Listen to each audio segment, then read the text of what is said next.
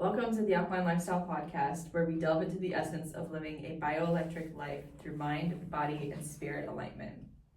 Join us as we explore the transformative power of an alkaline plant-based diet, herbal cellular cleansing, chakra alignment, meditation, and intentional living. Discover how raising the vibration of your cells can lead to infinite health and well-being.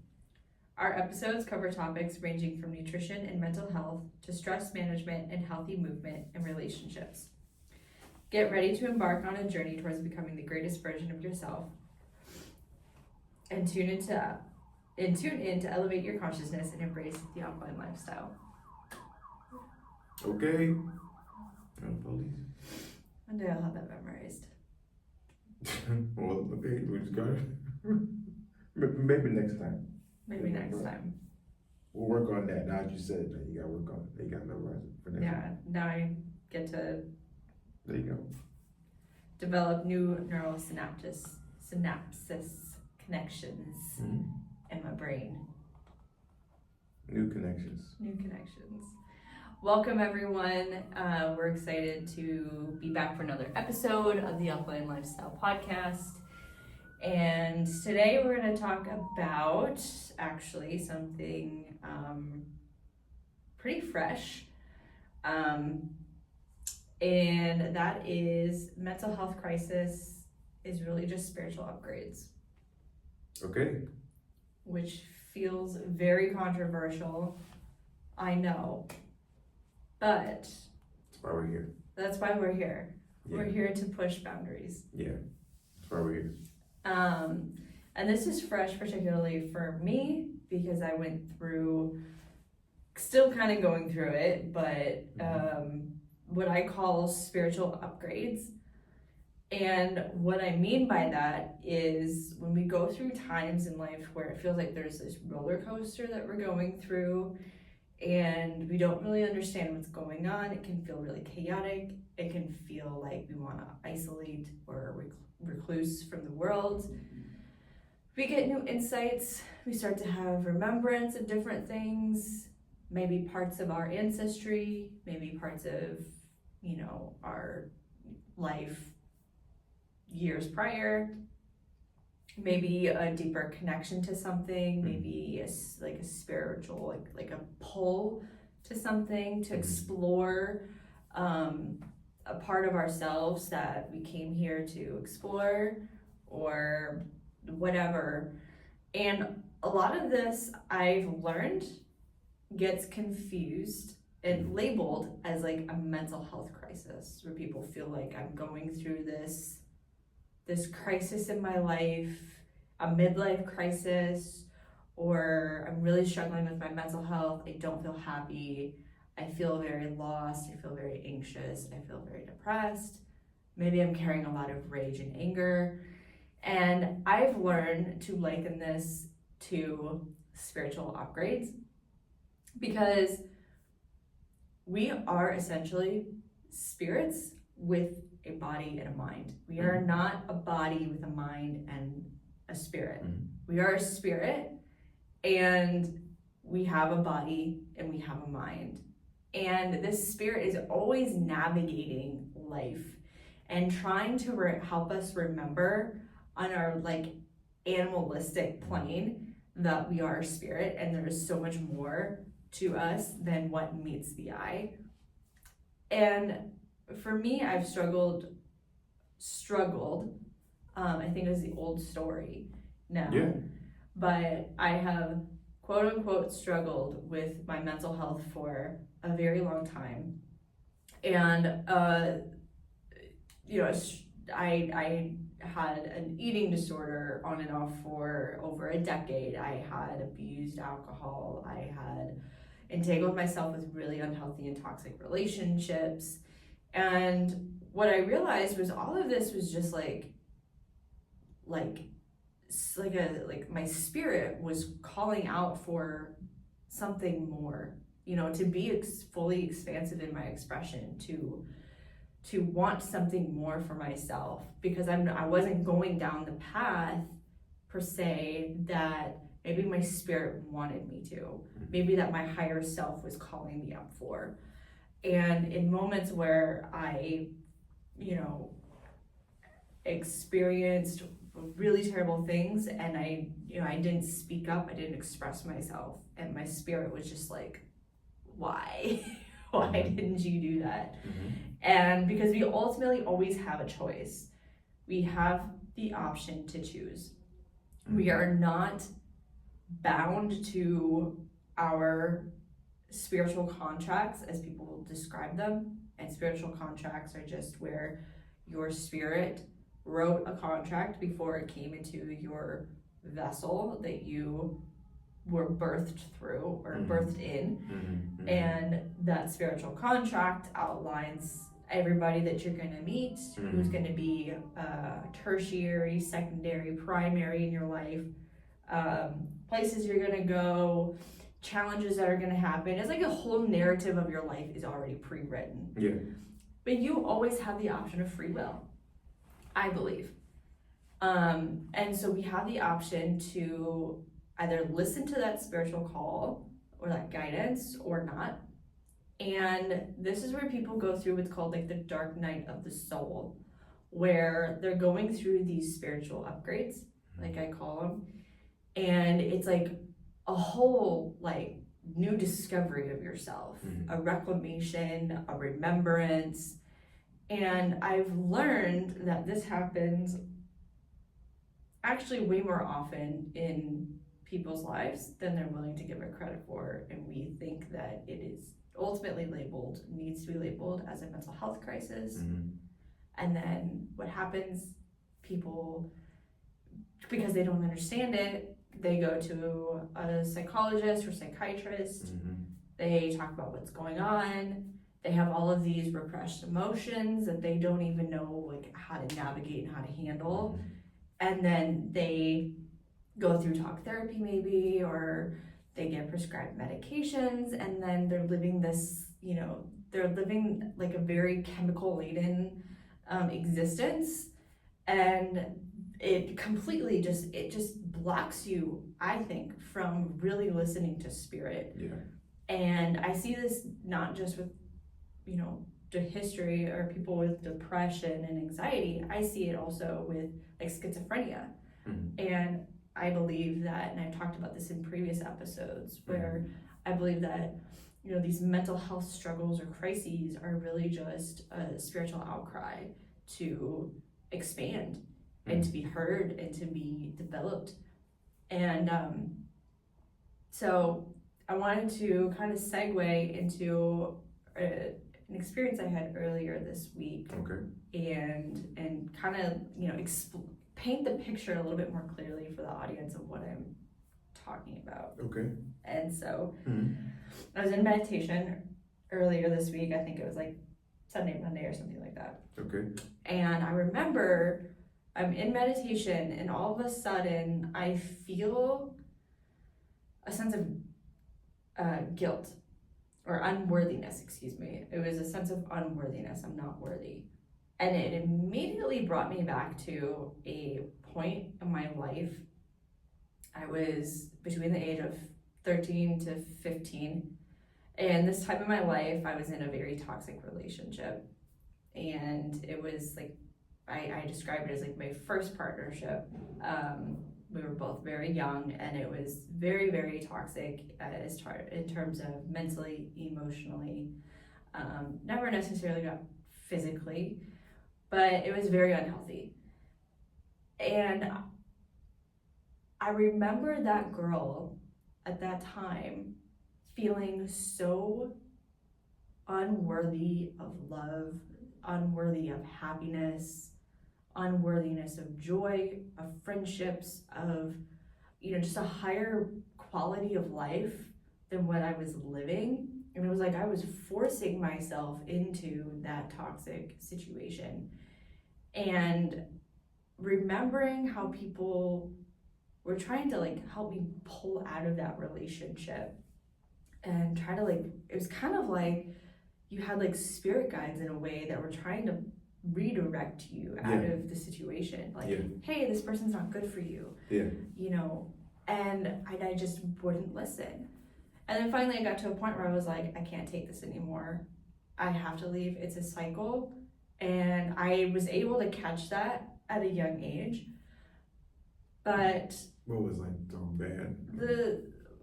so it was, this person was very, very mentally abusive. Constant threats of suicide if I didn't do something, if I didn't, if I didn't,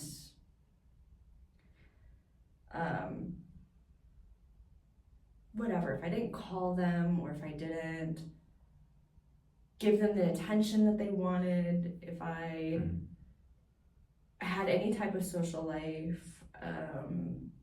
if I didn't give them all of my undivided attention at all times, basically. It was threats of suicide. It was constant like breakup, makeup cycles, and I could not take it. It started to give me like the anxiety, because like the first time we broke up, I was like, oh my gosh, like we're broken up for good, and like it's hard to go through a breakup, especially when you're young. Yeah. And then it was like, oh, let's get back together, and then it was like every month we would break up and make up. And if I was, friendly towards somebody of the opposite sex, or if I shared a smile or laughter with somebody else, or if I was friends or engaging like in a friendly manner with another girl, it was like, if I like was associated with a girl that he thought was a slut or overly promiscuous or whatever, he was like, you're a slut. And if I shared like laughter or conversation or connection with another guy in a friendly way, it was like, oh, you like this person, you want to fuck this person. And so it was being accused of all these things that just like made no sense in my mind. It was very hurtful, and it made me feel like I can't have girlfriends, I can't talk to anybody, I can't have friends of any kind, I can't enjoy like being complimented for my intelligence or my beauty or my humor, my personality. I can't enjoy being in like extracurricular activities. Like I was a very really good swimmer. I was one of the top swimmers on my team, and my partner was like not supportive of it. It was like, why don't you just skip? I don't like the coach, because he knew the coach. The coach was the boys and the girls coach for swimming and diving, and so he knew the coach. And he didn't like the coach, and so like, you should just skip because he's a dick and he's whatever. So just a lot of things. And then like the only way to really get this person to seemingly like stop doing this kind of behavior was through sex. And it was like, the only way I can get this person not to be mad at me is through sex. And so there was a really unhealthy relationship around sex. There were some really dark situations where it was like this, I would be on like a phone call together, we'd like stay up late and like be talking, and then there'd be like heavy metal music in the background blaring, like just blaring, and he wouldn't talk. He would like set the phone aside and just like do whatever the fuck he was doing. And it was very torturous, because you don't know, because you know that this person is a high risk individual, but yet you don't feel like you can tell anybody. Like, you don't feel like you can tell an adult. The only people that I really felt like I could tell were his friends, and he only had like 2 friends. And it would be like, it might be like a half hour long. This type of scenario might be an hour long. It could be 2 hours long. I'd be on the phone, and this person wouldn't be talking to me, or they would barely be talking, and they'd be like so incredibly low, and like, you don't love me, and I'm gonna kill myself, and all this kind of stuff. It was really horrific. there were so many other situations that were just terrible, and you felt like you're responsible. I felt like I was responsible for him and his behaviors, and I put that on myself at such a young age. And I realized, seeing everything, I was able to, in that meditation, I was able to give that girl, that person, that version of me at that time, I was able to give her a hug and let her know that she is worthy, and that she is worthy of everything good and great in the world. She is worthy of a loving relationship. She is worthy of success. She is worthy of happiness and beauty and great friendships and all these things that I felt unworthy about. And I realized that that's where a lot of it stemmed from. So when I was able to see it, like going back into timelines, if people understand, like, jumping into timelines and healing that part, it's like that part is that hurt is no longer part of you. All the energy come back. All the energy comes back. And so that's what I was able to do for that specific time in my life. And it gave me a sense of freedom after that. And so, that day I was really feeling like sad, a lot of sadness, a lot of grief, and remembering that not just that, but a relationship with one of my best friends in high school, and what was going on with her family, and me feeling like so responsible for the information around the situation going on in her family, and not feeling like I could tell anybody. And so I really, really repressed speaking up and calling in help and telling the truth and swallowing guilt a lot, and feeling responsible for everyone else. And so like the next day I was feeling a lot of anger. And I remembered that we were talking, and I remember telling you, like, because I think we had been talking about my shoulder. In high school, in swimming, I had a shoulder injury. And I remembered, you know what, I was with this person at the time with that shoulder injury, and shoulder injuries are related to grief.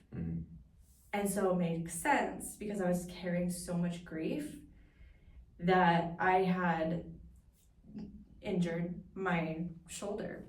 And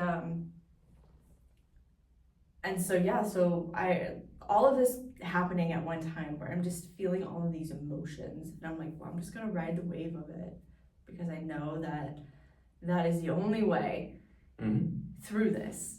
Is I'm not gonna hide it. I'm not gonna try to contact this person and say how angry I am and how I feel, and like, this is what you did, because that's completely irrelevant. At this point, it's like, you have to now come to the terms with yourself of what happened, and take responsibility and give forgiveness towards yourself and to the person, and to give yourself what you need and what you needed in those moments. And so there was a lot of that anger piling up, the sadness, the grief, all of it. And I rode the wave, and I ended up going through an even deeper depression, and like, then period comes, and there's all of that going on. And like, it was like the most painful period I've had probably ever in my life, to be real. Like, my periods, since we've just eaten plant-based over the last 8 years, like, my periods have just gotten like really, really easeful. And so for me to have this all of a sudden, like, super intense, painful period, I can't sleep through the night kind of pain, which like I said, like, I've never experienced that before. I realized that there was some really deep cleansing going on, which was really, it sucked in the moment going through it. But it was like so necessary and so needed, that you've like just shed such a layer inside of your womb space. And women, we hold a lot of energy there. and especially through sex, but men do too. Yeah. In their solar plexus, in their That's sacral right. chakra, and in their That's right. root chakra. But women, we our menstruations are for cleansing. That's right. And yeah, it's to help alkalize the system, and so yeah, that was like really intense the first because you're going through this stuff emotionally, and then you're going through this stuff physically, and it's just like your energy also, for those who can relate, at least my energy drops the first couple days before and around my period. So there's just like, I'm gonna be by myself, I'm a recluse, and I'm going through this thing too, which I think is really kind of beautiful how it all happened at like one time or in the same time, but it can feel really intense. And for me, I felt like I don't have anybody to talk to about this other than you. It feels really lonesome. And if I were to record myself and share it on social media, probably somebody would be like alerting social media of like concern from like self-harm or mental health, like and so the reason I'm bringing all of this up is because when people are going through this and they don't understand, it can appear on the outer surface that this person needs to go into a psych ward, they need to go on medications, they're unstable, they're unhealthy. And it's like, no, if you've had years of suppression and repression, and you finally get to the place where you're like, I can't take this anymore, free me from it, it's not going to be an overnight thing. It's going to be over a period of time. It is not linear. Healing is not linear. It is very multidimensional. It will happen. One thing that you might have, awakened to and started to heal 5 years ago may come up again 5 years later, and you have to deal with another part of it. Because maybe at that first time you weren't ready to fully heal that. That's right. And so so yeah, that's been the experience. And I can say on the other side is where things start to feel lighter, and there's more joy, more zest for life. There's more like excitement. And so like, I think it's important, and maybe this will be helpful for people who are going through these kind of moments, and particularly when people are going through detoxing, because we've been taking the herbs which do detox, right? Like do initiate a deeper detox. And so you have to be in a place where you are fully present. Where you're in full surrender. And it helps, I've learned so much, to have somebody to like help you through it. And I'm so grateful that I've had you, and I have actually a friend who I reached out to, because she and I have kind of synergistically been going through spiritual upgrades. She calls them initiations and I call them spiritual upgrades, but we've both finally like had a conversation where like, hey, like I'm really glad that we connected, because we're going through some of the same shit, and it's real. It is real. I have sat in plant medicine ceremonies and watched people go through this kind of stuff. I have gone through my own kind of stuff, even through not plant medicine ceremonies, but through other ceremonies and some plant medicine ceremonies, but the herbs and even without that, and I think that can help people a lot with, walking down that path that so many are like really, really afraid of. And it helps, like I said, so much to have people in your network who have some sort of consciousness around what you might be going through, and like a full surrender of trust. Because that, if you don't have the trust, then you will not go through the full experience and come out on and be able to come out on the other end with the awareness of what was happening for you. Yeah, okay, that makes sense. Well, okay, well, thank you for sharing all of that. You're welcome. Yeah, that's great.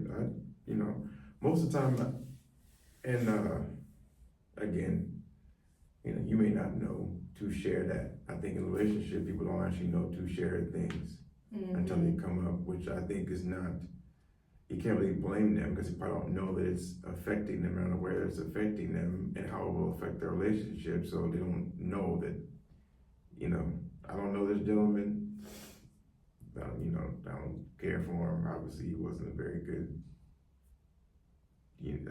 good partner for himself. He wasn't a good partner for himself, so there's no way he could be a good partner towards you. I didn't actually have, so, you talking about all the things, it's kind of like y'all were 12, 13, 14, 15, and y'all was thinking y'all was like 30. And, y'all was doing like behaving like adults, and y'all didn't even know how, y'all was still trying to figure out how to program the software in your head. Yeah. So y'all were both trying to figure it out. And so I think people also take that for granted. They don't understand that that's gonna stick with them for the rest of their life. They don't go back in. I look at it, it's all a movie to me. So this is all a movie picture. And I can go sit into a room in a movie theater of my head whenever I close my eyes, when I meditate. That's how I look at it. I look like I'm going to a movie theater. And I'm watching a picture of my actual life. And I can, it might take me back to scene 5, when I was 10 years old, or scene 2 when I was 6 years old, something like that.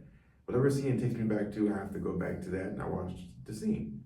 And I watch it as literally as a fan, watching myself on screen, as an actor on the screen. And then I can give myself a review, an honest review of what's going on in the movie. And most people have a horror story. So I told you about the week I was saying about the horror story. People have a horror film. They sit in the black room of their mind, and they're watching a horror story. And it's like, it's not actually a horror story if you don't perceive it like that. If you perceive it as a hero story, it turns into a hero story. But you have to save something or rescue something. Usually it's yourself. So if you can rescue yourself or save yourself, people will say, well, heroes, they're outside, they're saving somebody falling off a cliff, or an animal, or or a spouse. It's like, no, you're saving a version of yourself. So don't look at it from anything outside of anything of yourself. I look at love that way. I don't believe in love. That means I have to go, serve somebody, or Valentine's Day coming up, I get somebody some candy or whatever. That's not it. I don't think of it like that. I think of it as an eternal thing. It's just an infinite thing. It's an eternity. It's just a wave. You talked about emotional wave. And I think that's kind of what it is. No, not kind of, I think that is what it is.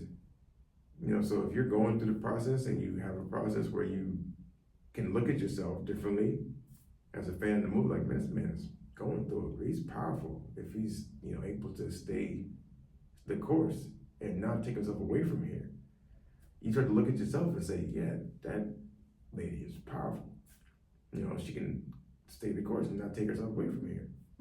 Because there's time for you to have to take yourself away from here. But but the creator was like, nah, no, you can turn. It's pushing you. I think that's the other part. When you get to an ego vision, to a bird's eye view, you look at it and you say, what part of my story, like, why did this happen to me? It was pushing you to change. You need to change.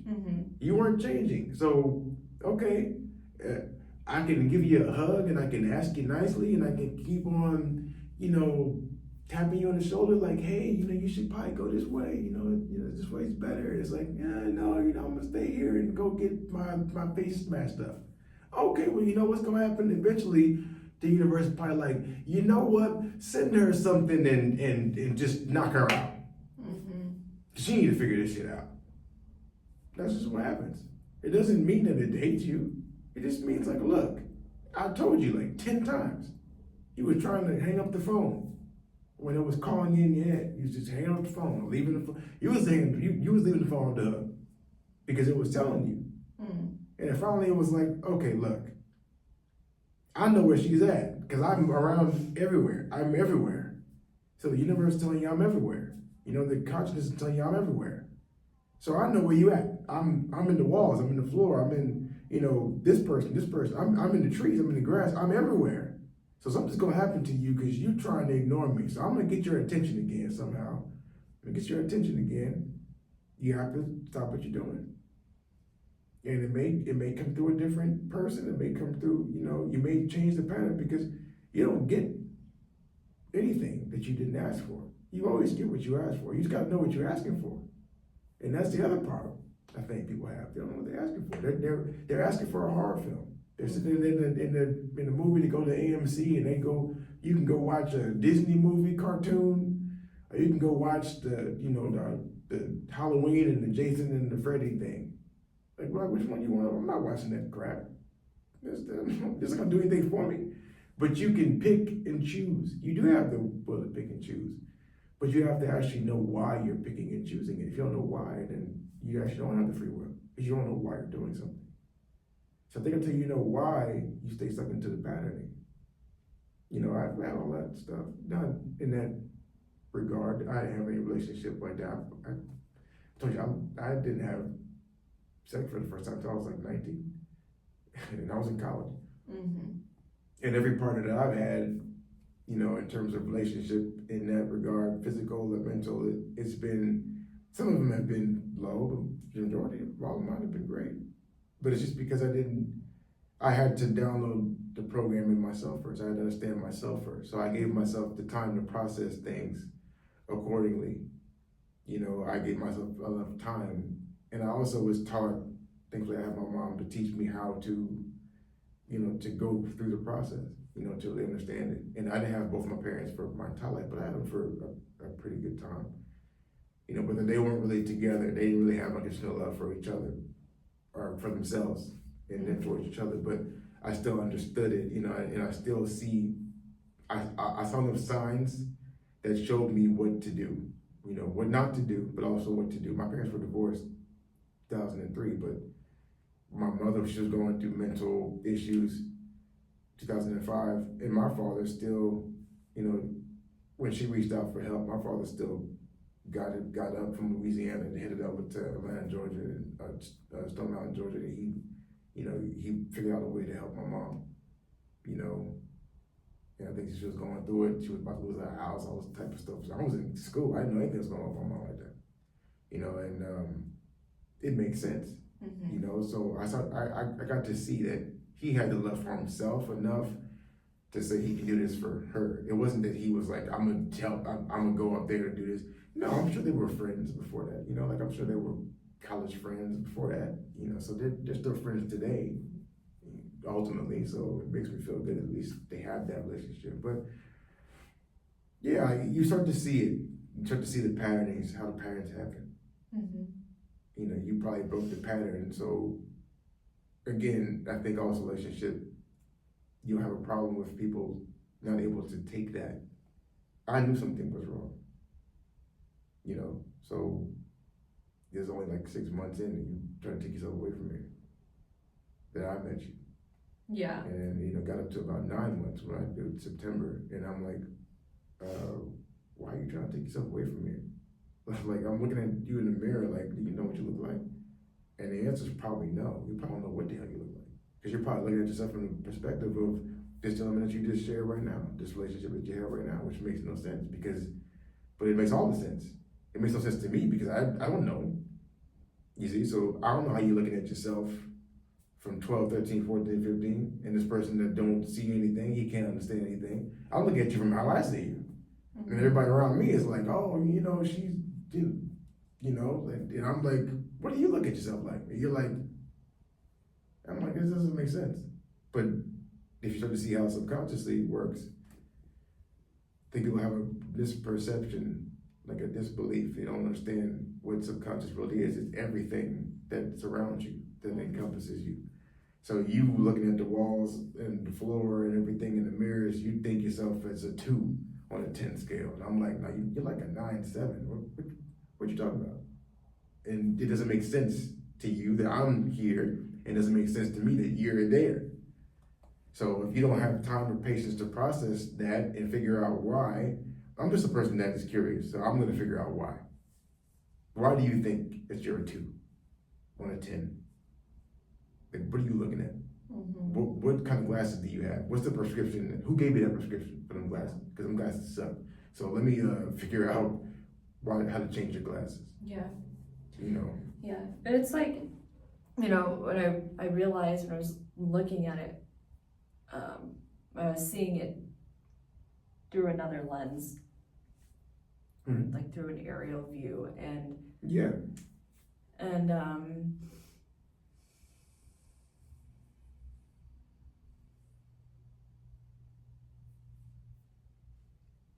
lost my train of thought. It'll come back.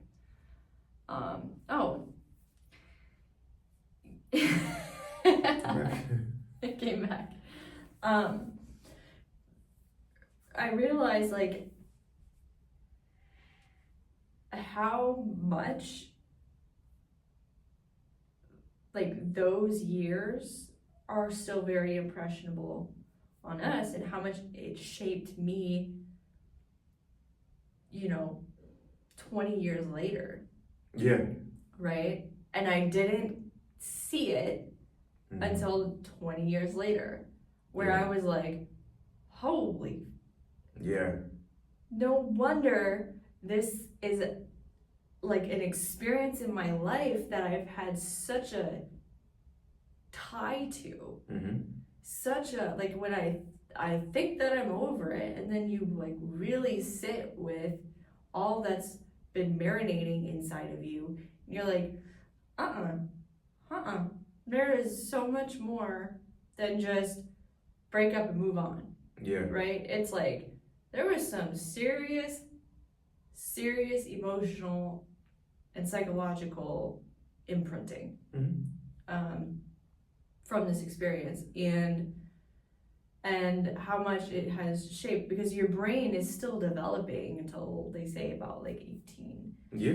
That may be different now, but from what I recall, like up until about 18 is when your brain is still developing until you reach your adult brain. But then even up to 35, your brain is still changing. That's right. I think your brain's always changing. It's just like you get more hardwired into your personality. Yeah. You get to about around 35. Yeah. But yeah, so like so many things that you just like really didn't understand about me. It's like realizing like how much I entangled myself with in my childhood, my teenage years, that actually really shaped me. Yeah. And I don't think that's good, bad, right, or wrong. It's just looking at it for what it is and asking yourself, like, is this serving me anymore? And if it's a no, then it's time to cut the cord, you know? And we were talking too about, you know, not only was that like a trivial experience in my life, but we were also talking about, because I just finished reading the book, Your Body's Many Cries for Water, and how you should not treat disease with medications. Yeah. You should not treat thirst with medications. And the gentleman who wrote the book, I can't pronounce the name very They call well. him Dr. Batman. That's like Doctor, that's like the short way of saying it. Galdi, I think is his full name, but Dr. Batman. Okay. Yeah. And so he was describing, you know, all of the scenarios that he's come across, and just some of like the main scenarios where people experience dehydration and the body's calling out for water. Just water. I'm not talking about, I'm not talking about, fruit water, fruit jelly water. I'm not talking about that. I'm talking about H2O. And the movement right now is like juices, whether they're fruit juices, vegetable juices, or a mix, and those are really hydrating, but they hydrate the body differently. I, as a child, even up until my 20s, I hardly consumed any water. Yeah. Like just pure H2O. I drink a lot of milk. I drink a lot of juice, and not fresh juice, like cold pressed juice. I'm talking about like very highly pasteurized, sugary juices with sugar added to them. Soda, lots of soda. And then eventually coffee and energy drinks. And only until about maybe my 20s did I start consciously consuming more water. Although I do remember when I was anorexic that I was drinking a lot more water because it was a way for me to quench my thirst and make me feel like I'm eating or taking something in without any calories, so it didn't really like affect the scale kind of thing. But it was not good quality water. It was like those flavored carbonated waters that I would get from Walmart for like 99 cents for like this big jug. But I was a very, very dehydrated person. Yeah. And I'm realizing how, like, and I've talked before about the importance of nourishment and hydration, especially as you're going through detoxing, or if you're going through what I'm calling spiritual upgrades, like how important it is to support the body on a cellular level. Otherwise it can really go in a really ugly direction. So we were talking earlier about also the importance of movement and exercise. Yeah. And you're so passionate about that, and you've gotten me to be even more passionate about movement, because a lot of times when we get stuck in those places of not feeling good, we don't really want to move. And so I was not really I was an active person, and I love sports, but if I ever was in a funk, and I would be in funks like that for a long time, I didn't want to move. And so you've encouraged me to use movement as medicine. The expression that you get in yourself, the expression is the movement. So if I can attach the way that I move to the way that my energy is flowing within me, then I always want to move free flowing. I want to be powerful when I move. I want to have great posture when I move. I also want to be relaxed when I move. And I want to be, it's not about being stable. It's just about being able to catch myself wherever I am and be graceful. And I get this from my mom, because of the way I used to speak, I had a lot of distortion, and just my voice, it would just be distorted. It would come out scratchy, or it would come out like static. And in many ways, sometimes I could feel that my movement would be good or free flowing, and other times my movement would be just suppressed, or it would be hard for me to express myself. Once I realized that purification also attaches itself to my voice, and it allows my voice to be expressed in a free-flowing way, then my movement becomes more graceful, my voice becomes more graceful. So the end product of any process is your movement. So whatever you get up to do and how you do it. So if you don't move, first of all, you can't see nothing if you don't move. If you're going through a purification and you're trying to cleanse yourself, or you're trying to just change or have an upgrade of any kind, the inner world has to change, so the outer world has to change. Because I look at the inner world as blood and plasma. That's like my film strip. I'm sitting, when I close my eyes, with my film strip. Whatever chemicals are flowing through my blood at this moment in time. And so like you just said, you talked about the lack of water. Well, okay, it's like water is like a purification, because that's what they talk about, the living water. That to me is what they call the Jesus Christ. That's the living water mixed with the oil. If I don't know that, I don't even know how to behave, how to react, how to respond. I don't have it in me. So how I move is going to be, it's going to be overly aggressive, or you see fighters that fight. Most of them don't eat plant-based like that because they have to have an aggression. So they want to consume different foods, the types of things that are going to give them that aggression, so that they can fight. Because if you sitting there and you're eating kale, and carrots and stuff that makes you happy, stuff that makes you feel good, makes you happy, you're not going to go up into a cage with your bare hands trying to go tear somebody's head off. It's not going to work out like that. You're not going to have that level of aggression. And in that case, it doesn't mean that you won't be aggressive in other things, but you won't have the aggression to hurt or to harm or to kill someone. Like, that's not good. It just won't happen like that. Yeah. You're going to have a different mentality or perspective on life. Is that a good thing? Probably not for a fighter, but it's probably a good thing for a politician to do it, because you're taking care of other people. So when I look at my expression of how I'm moving, I can tell how I'm feeling on the inside. What root, sacral, or plexus, or heart, or throat, what is blocked within me is going to go through my movement. If my voice box is blocked, if I've been suppressing what I needed to be saying, my voice is going to change. It's going to shift. It won't be as powerful. It won't be as deep. It just won't ring in anybody's ears. Like, you won't be able to feel it in your body, in your skin. It's going to be like a mouse. If my head, my imagination, something's blocking in my forehead, like I can't think to have the vision. It's like I can't write anything down. Like what's going on? I can't transfer here to here. You start to look at your heart rhythm.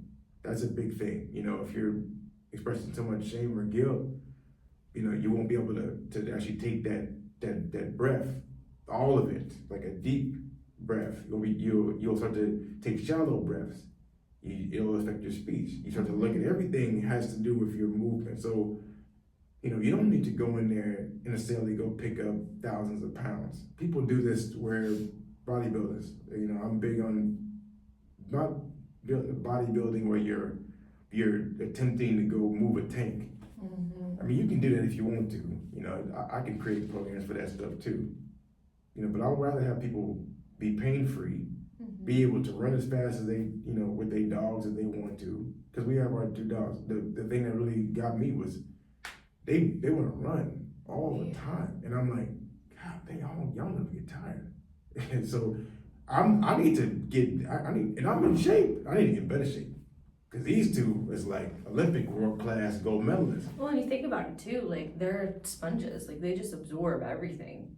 So they'll, as soon as they get outside, and especially when we get to the beach, it's like, run. Yeah, they want to run. I've been taking in all of this energy from the neighbors, from you, from the outside world. It's a lot. I need to run. And they're such great teachers for that, because they want to move. And your body innately, instinctually wants to move. Yeah.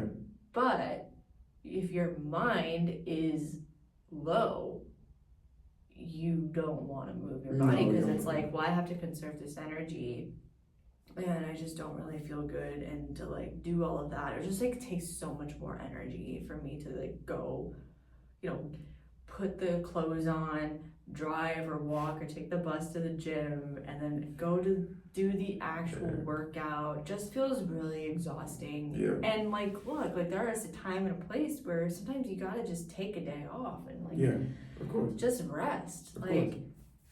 And your body will tell you that. It will tell you that, And I've learned through these processes, like, kind of the cycle of it. And like, yesterday I was in bed for a really long time. Like, way longer than I normally would ever let myself, except for like in the past when I was really struggling with depression. and I had zero idea of what was going on. But you know, I was in bed till like 3:30 in the afternoon. I was like, okay, I can't lay here any longer. I need to move. And I went and you know, I knew it was I don't need to do like an intense workout right now. I need to do something more gentle and that will open me up. And yoga and stretching are like somatic exercises that you can. The great thing about movement is it helps to move the energy and open up those stuck spaces.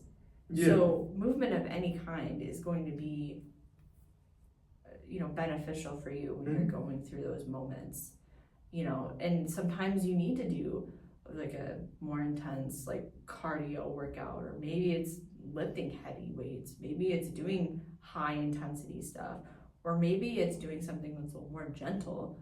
But you're going to find what works for you in those moments. And I found it's usually the opposite of how I'm feeling. Yeah.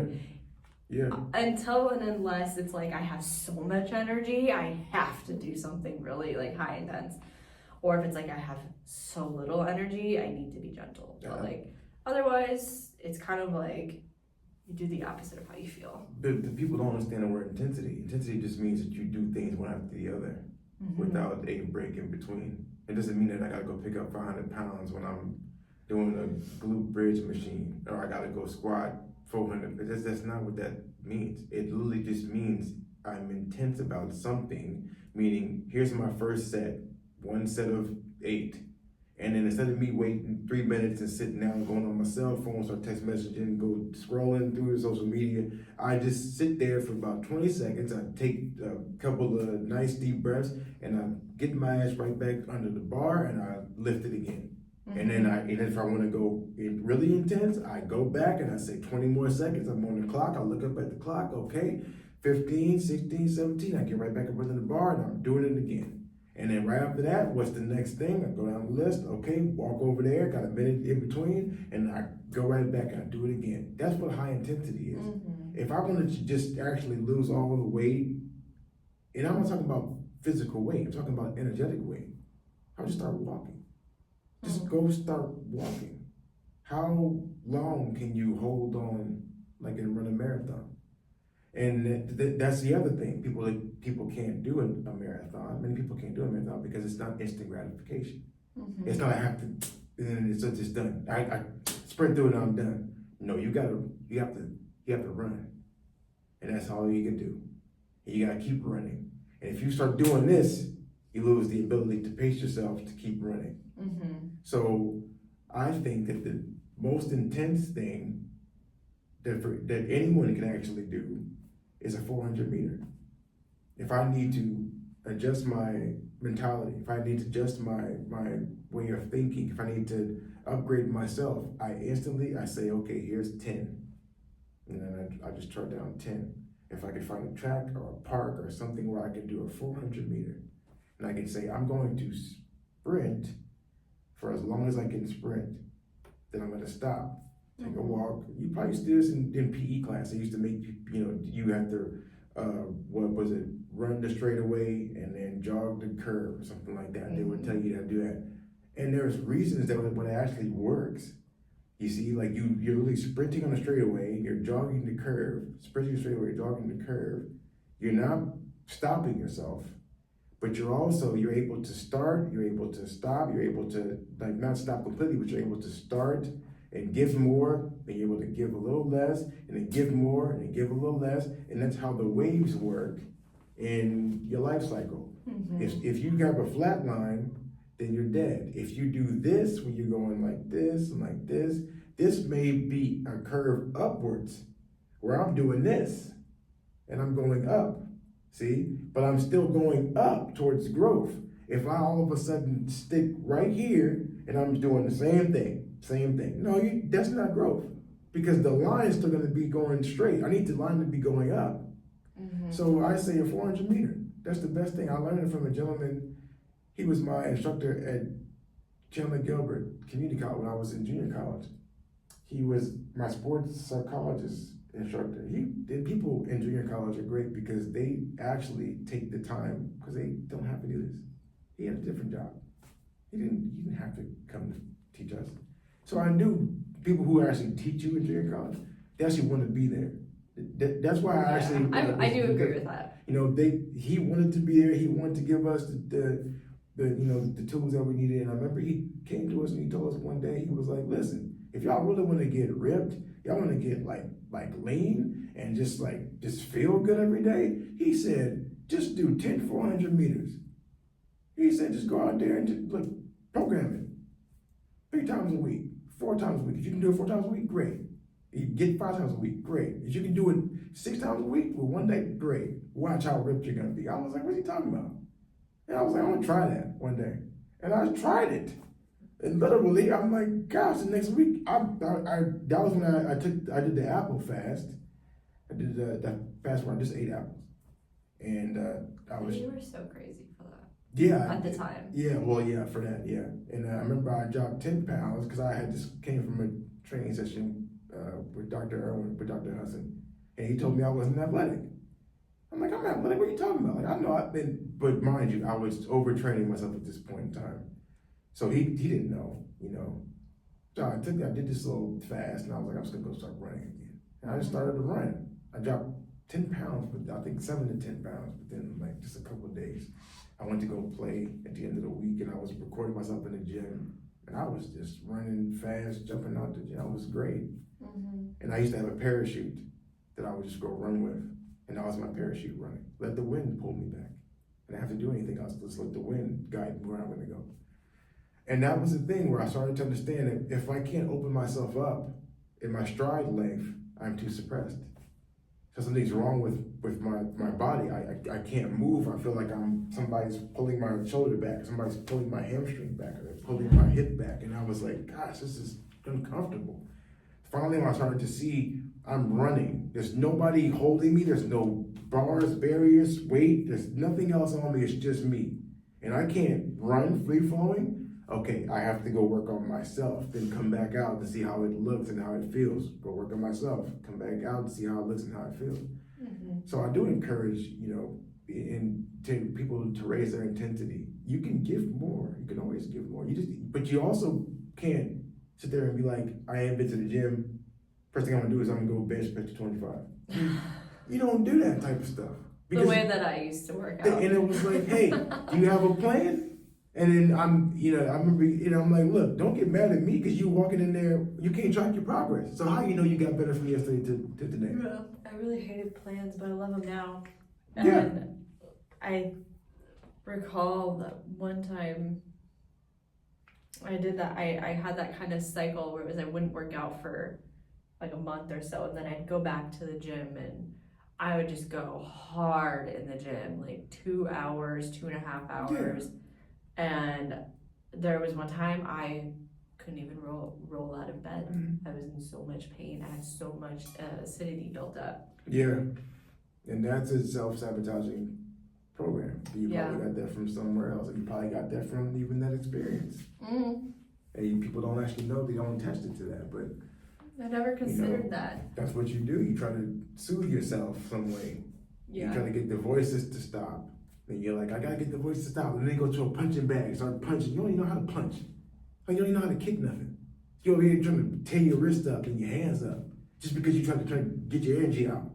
That's what people who have the oversex problems, or they talk about the ADHD, that's all crap. It's all garbage. It's you to listen to something, so now you have this energy that's coming, and you're like, I'm gonna do, go blow this up. Mm-hmm. That's what you do. And you don't hurt anybody else, and you're like, I'm just gonna blow myself up. Yeah. And that's where that becomes an issue. You don't have no deficit of anything. Yeah. Ain't nothing wrong with you. You just have a bottled up, you didn't express yourself too many times. Mm-hmm. And now the tipping point occurred, now you don't know what to do with your energy. Yeah. So that's what I'd say. I learned it from our dogs. Go zoomy. Yeah. Calm down. And I would say, so I just want to kind of briefly cover like things that people can do when they're going through these spiritual upgrades that can help them, I don't want to use the word cope, but navigate And give themselves some self-care, some self-love. Yeah, okay. So we talked about movement, and that is so essential. Yeah. I mean, movement literally is medicine, just as much Yeah. as food is medicine. Makes you feel really happy, yeah. Yeah, so Yes. When you do it right. when you do it When right, when you do it consciously, and when you eat consciously, you know, the food, the what I've learned so much from this book, Your Body's Many Cries for Water, is like the solvent solute. Will you explain this? Because I get the two mixed up, and it really explains so much of why just pure water is so important, because the more that we dilute things, the more that we dilute water with things, the more that we become diluted.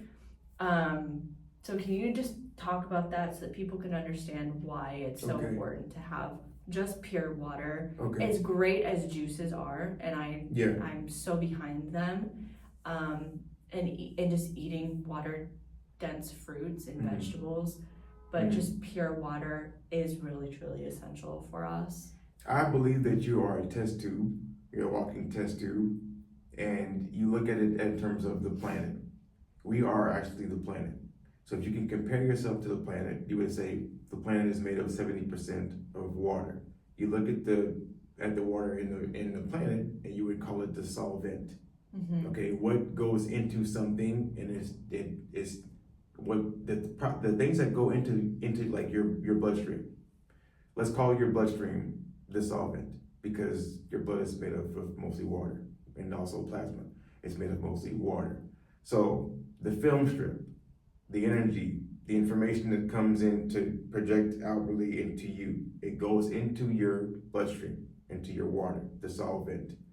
The solute is the stuff that you consume that goes into the water, you. So what you are consuming is the solute. So you look at it and you say, which one is more important? If you go to a hospital, if you go to a doctor, they'll say the solute is more important. Here's this pill. Here is this injection. They'll shoot this down your throat or up your nose or whatever. The solute is more important because they believe that that's the medicine. They think that when you take this compound that they've created, right, that this is the cleaner that's going to go in, it's going to clean something. But let me get you to understand something. You don't clean anything without water. It's impossible, because the strongest base in this universe that you can mix with something is water. If you have something that's a pot that's dirty, that you burned up, and it's got something sitting on the bottom of it, all you got to do, you don't need to go put Dawn dishwashing liquid, all this crap. Just go fill it up with some water and let it sit there for some time. And you know what happens? All of a sudden you come back after a day or two and that thing just wipes right off. Why? Because of the water. The water is what went inside of you to go and cleanse you. So literally, you are losing your solvent at every moment that you eat something, that you put something inside your body. It's diluting you, and it's going into the solvent, and it's making that lower.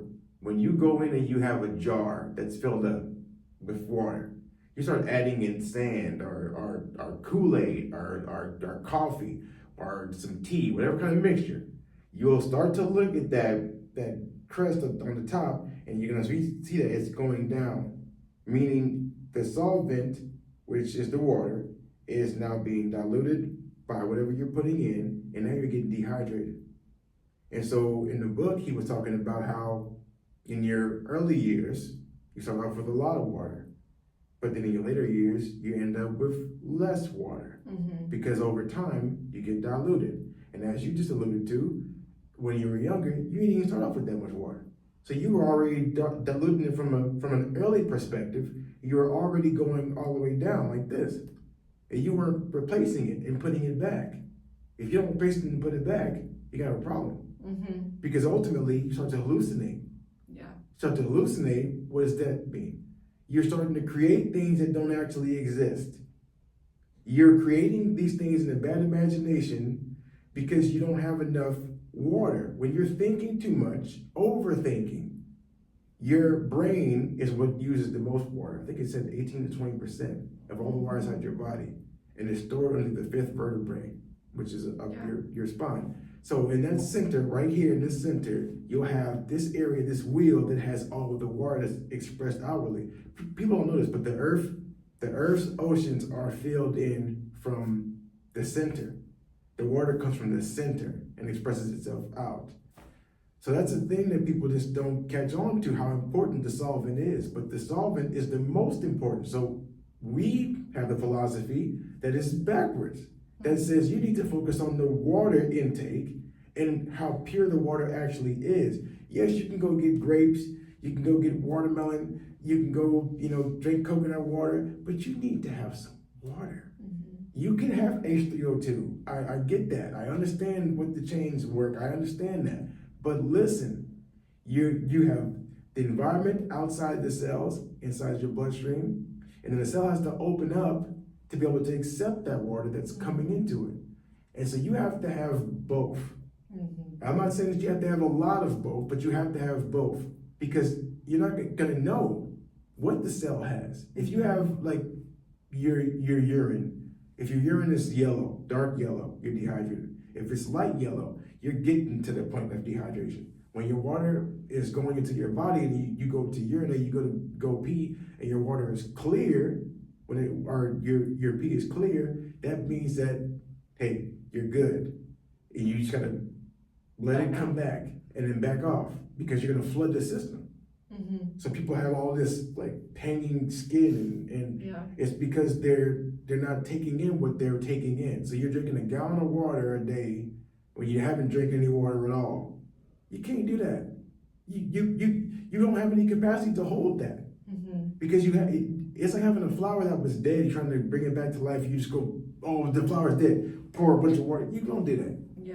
And movement is so helpful in helping to hydrate the body, as much as like it can dehydrate. Like if you have so much water in you and it's not actually going anywhere, the movement will help to move that water throughout the system get that water into the tissues and into the cells, so that it's not just sitting there. Also meditation. And meditation as well. Yeah. And like the process of spiritual upgrades it's very stressful on the system, on the nervous system, on the physical system. So hydration and adequate nourishment and rest and movement are so essential.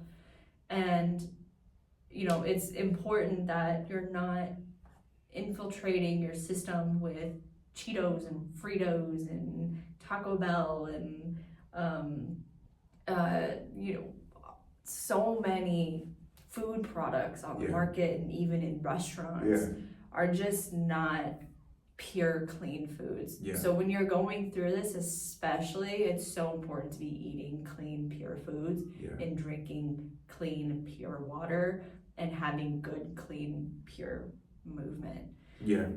Our book, the Alkalign Lifestyle Handbook, is like a perfect foundation for those who are wanting to understand what kind of water do I drink, what do I eat, and what are meals that I can make, or what are recipes that I can follow that I can start implementing, what are some journaling practices, and what are some mindset shifts that I can integrate while I'm, not just for this particular situation, but even just creating a solid foundation. The Become More Alkalign handbook is on our website. We'll put the link in the description box below. But that's a really great place for anybody to start. There's, so much information in there. It's literally a handbook for living an alkalign lifestyle. So check that out if that's something that interests you and you want some guidance in getting started, and just like whether you're going through a spiritual upgrade or you're just looking to elevate your health and create a healthier foundation. That's an excellent place to start. Anything else on your mind, on your heart? Really, I would say that the most important thing that I've seen is entanglement. When you go through processes like that, you gotta have good people around you, and you gotta take yourself away from bad things. If you don't get yourself away from bad things, you go back into the bad things that you're trying to leave in the first place. And so I think people, you do have to be very intentional about writing down the new self-image. You know, I got all my mentees, and shoot, my best friend, we talk about G all the time. You know, and I got everybody to start writing, because I need you to put down point A. Point A is today, right now. And if you're not happy with point A today, right now, you need to put down point B. Yeah. And if you don't put down point B in detail, where you can actually go towards that point B, you can go towards anything you want. So don't think that it's so far out of your reach that you're just not gonna do. No. You actually have to ask your heart, because your heart's gonna say it may be this big, and you may not have nothing.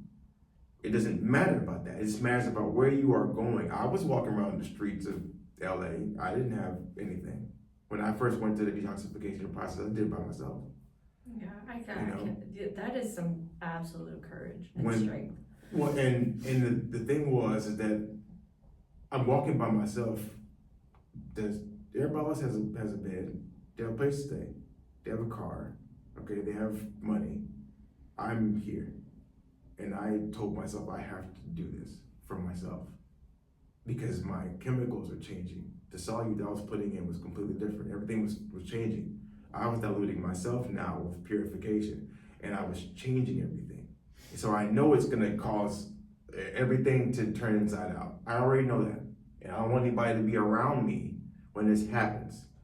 So that was one thing that I did to make sure everybody else was safe. And I know that I'm capable and I'm courageous enough, but I also have enough faith to know that there's something else that's with me that's going to help me, and it's going to carry me when I need to be carried. So I understand that. So I don't go into places of, the dark alleys, and I don't go to stab myself with any kind of drug. I don't get any addictive properties coming through me. I don't have that, because I know who I'm talking to, and I know who's guiding me towards doing this. Yeah. If you want to go to a higher place in life, you do have to go to a lower place first, so that you get the energy to go back up to the higher place in life. You can't just go to the higher place and not have gone to anything. Yeah. So I think once I understood that, I accepted the challenges that were to come. And however long they're gonna come, whatever price I have to pay to get the thing that's on the opposite side, I made the commitment that I'm gonna pay that price. And I'm going to attract to myself the team, in terms of the people, or help them build themselves so that they can come to me. But I'm not gonna go find people that are at a lower place in my, in my level of awareness. I'm not gonna do that. So that's the most powerful thing, because entanglement, look, if you got 5 losers around you, you're gonna be the 6th. If you got 5 drug addicts around you, you're gonna be the 6th. It's like you start to look at it in a circle. Whatever you have around you, you're gonna be the next one. Yeah. So you need to start to program your mind with successful people and mentors that can guide you. Go find books and information of people who are successful, and then they have what you desire to have. Whether it's a harmonious relationship, whether it's health, whether it's strength, whether it's financial wealth, whether it's money, whatever it is, you gotta go find people who are in that place, and then put yourself in that attention, because your energy does flow right there. Where your attention goes, your energy gonna flow right next to it, and it's gonna start pulsating on that thing that you're holding your attention to. Yeah. And that's why scrolling and social media is so bad, because you can't even hold your attention for that long. You can't concentrate. Yeah. And I would also add, like, the music, and then you just talk about media, but the music that you're listening to, like, I remember going through times where I wanted something that was soothing and something that would kind of like help me through that process. And so I would find music, and then after a while, because I was going to things that I've listened to prior, like I started to notice which ones made me really feel good and which ones were encouraging me to feel bad. And so, I mean, I've completely switched up my music, that it's all, about, positivity. Like, it's just in a positive light. I don't listen to things that are like sad, because they make me feel sad. I have also really gotten, I think, like sound frequencies have kind of introduced me to other types of music that don't have words and that are, you know, like indigenous music. I love listening to that, especially when I'm going through my menstrual phase of my cycle. It's very grounding. So ladies, I highly recommend it. It like will bring you back to your roots of being a woman. But just like listening to things that put your energy in a different direction. So this is especially not a time to be listening to or watching anything that is going to cause you to go in a downward spiral. I don't think there's any time for that, but in particular, you're extremely vulnerable. So listening to music that is maybe, you know, it could be talking about going through a hard time, but like you're going through like this initiation, you know, for example, like just things that, like, if you listen to the words, if they have words, listen to what they're actually expressing, and if it's not in resonance with how you really want to feel, I recommend not listening to it. Yes, that's because I do audiobooks, you know. So audiobooks, anything that kind of helps direct your mind, maybe answering a question, bringing clarity, or just setting your mind, your mental compass in a direction of forward movement, because we don't want to stay stuck. We want to move. That's just an instinctual, thing that we need to move forward. So anything that's going to help us do that is going to be really beneficial.